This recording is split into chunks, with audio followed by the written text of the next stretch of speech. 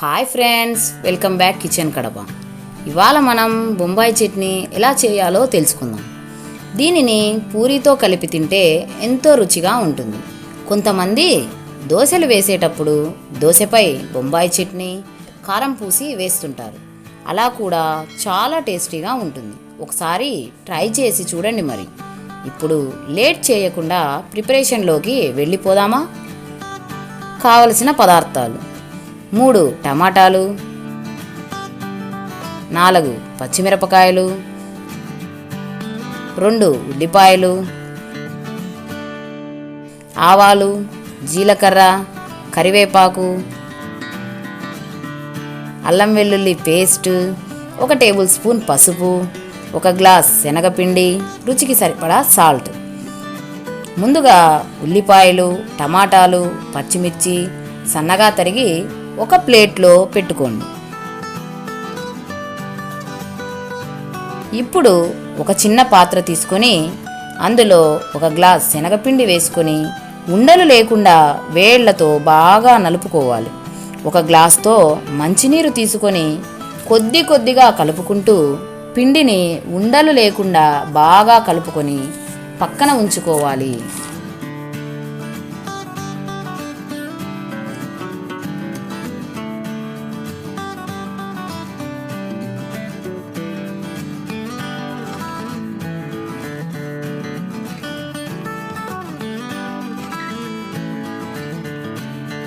చివరికి మనకు ఇలా అవుతుంది.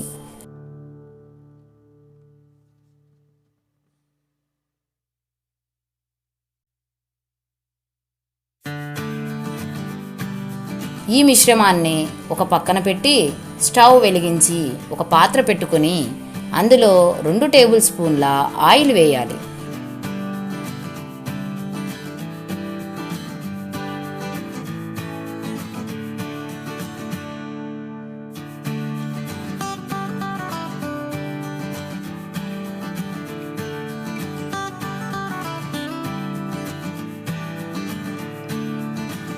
నూనె వేడెక్కిన తర్వాత అందులో ఆవాలు, జీలకర్ర, కరివేపాకు మరియు మనం ముందుగానే తరిగి ఉంచుకున్న పచ్చిమిర్చి, ఉల్లిపాయలు ఒకదాని తర్వాత ఒకటి వేసుకొని ఈ మిశ్రమానికి 1 టేబుల్ స్పూన్ సాల్ట్ కలుపుకోవాలి.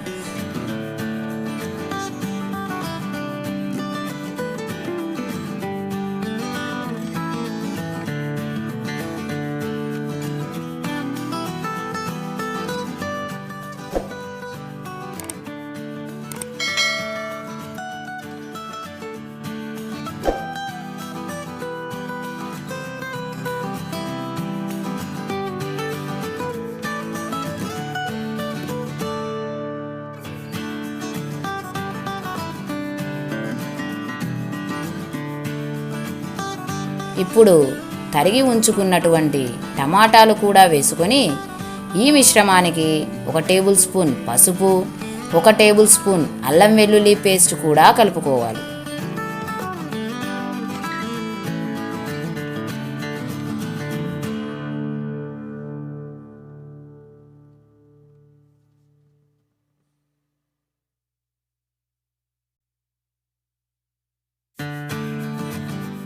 ఈ మొత్తాన్ని గరిటెతో బాగా కలుపుతూ మీడియం ఫ్లేమ్లో 10 నిమిషాలు వేయించుకోవాలి.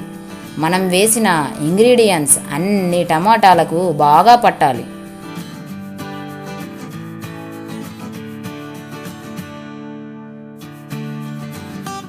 ఇప్పుడు మనం రెడీగా కలిపి పెట్టుకున్నటువంటి శనగపిండి మిశ్రమాన్ని వేసి ఇంకొక 2 గ్లాసుల నీరు కలపండి.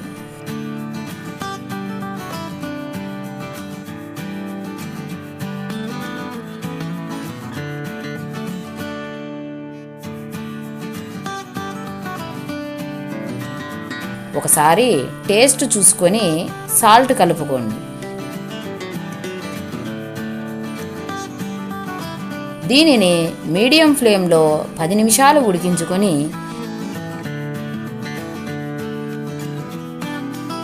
ఇలా కొద్దిగా మందంగా దగ్గరకి పడిన తర్వాత దించేసుకోండి. అంతే, వేడివేడి బొంబాయి చట్నీ రెడీ.